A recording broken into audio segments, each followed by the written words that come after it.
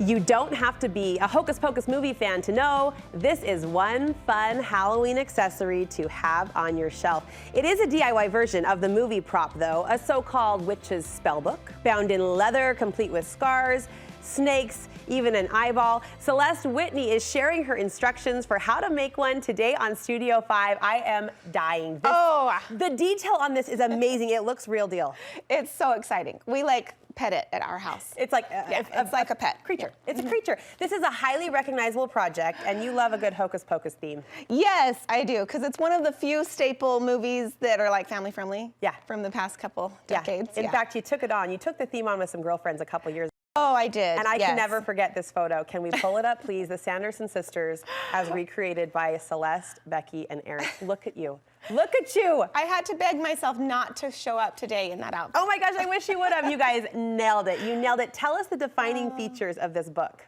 Okay, so let me just grab this one. Yeah. So you could make a cookie and it could still look like this book because it's so recognizable if it only was brown and had an eyeball and maybe some snakes. Okay, well, those are important features. So you can add extra details, but you really don't need everything to still be recognizable. Where are we getting the wood book? Okay, so you can use a regular book if you want.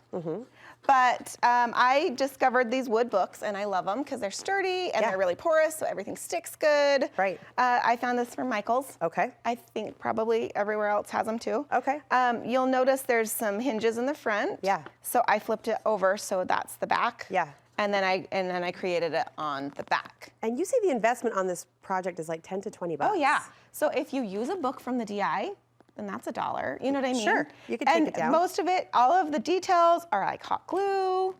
I got the eyeballs from the dollar store and then I just, popped them at the seam so that I just use half of the eyeball. I was gonna ask did you wood, I was like, did you wood carve this? No, she just sliced the eyeball. I did not whittle the book. Surgery. Okay. Yes, I just cut it. And the hot glue just gives it the texture? Yeah. So you start with the eyeball because that's kind of the part that's the most important. And Totally. you could probably get like a doll eyeball off of Amazon, but I went ahead and painted them because if you see here, these are kind of ugly. Oh yeah. So and everyone says, oh, I can't do that, but yes, you can. And I did a tutorial, just a printable. On how to paint a realistic. On how to paint the eyeball. Eyeball. Yes. Fantastic. This will be on our website. Thanks for the share. Yes. How to draw a quick and easy eyeball. Because we all need that skill. Yes, because you might need it eventually. No. Or you could just do an eyeball out of clay because we are going to use some clay too. So if you need to, just make a round ball. Okay. But yes, so the details come with, so they have all these spooky scars on the book and I used hot glue. And again, I actually have another tutorial, or not a tutorial, I want to say template that's also on the website. So it will show you where to do the So it'll show you where You're so great. And how big the snakes are and all of that jazz. So I just follow this guide. Yes. Perfect. I made it the same size as this particular book from Michael's, but Awesome. It's pretty standard. It's adaptable. Okay, so anyways, the hot glue, and then to make it kind of gruesome on the outside, you just get some tissue paper and just paint some glue or some Mod Podge, and then it's so satisfying because you can just squish it and you don't care about the wrinkles. You want the bends. Yes, the perfect part of this project is that every single part can be as sloppier the better. Yeah, creases and grooves. Where normally you need a clean corner, you don't here. Gruesome details. Yes. Hearing that word. It's the only gruesome thing I have. Hearing that word come out of the sweetest person I know, gruesome, was just really satisfying for me. So yes, I love it. So then we come to the clay details, which are the snakes. And I got this Model Magic Crayola. Oh yeah. It comes in a bunch of different colors, which doesn't matter because you're painting it. So if one's on sale or something, grab that one.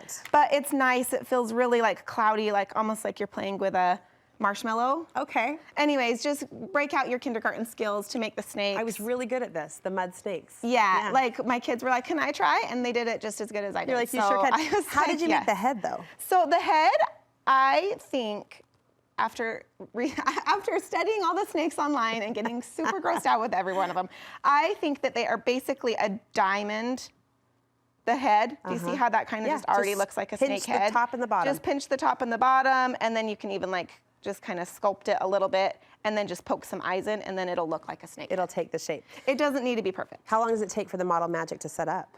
Oh, I don't know. I mean, I leave it for like 20 minutes. Oh, nice. Okay. And then you paint it. And then, yes, and then we paint it silver. Oh, and there's a couple snakes. And you can also, again, look at the template to sort of see the shape the coiled snakes in stuff, you know. It's so just so cool how you've wrapped it around yes, itself. That's it's so amazing. Fun. And if you'll notice this colorful whatever back here, it's because I use a cereal box for all of the metal detail. It's just the perfect thickness. It's not paper, so it kind of holds its shape, and then you just paint it on the back. So that's what okay, yes, for so your that's spining. how I'm going to use for the little metal details. So strip of cereal box and then glue the metal, the clay. Yeah, so I cut out everything of the template like on a cereal box. Okay, we've got the form. We're gonna push pause there, and when we come back, we'll put it all together, including the finishing touch, the finishing surprise when you pick it up. We can't wait. We're with Celeste and her spell book right after this.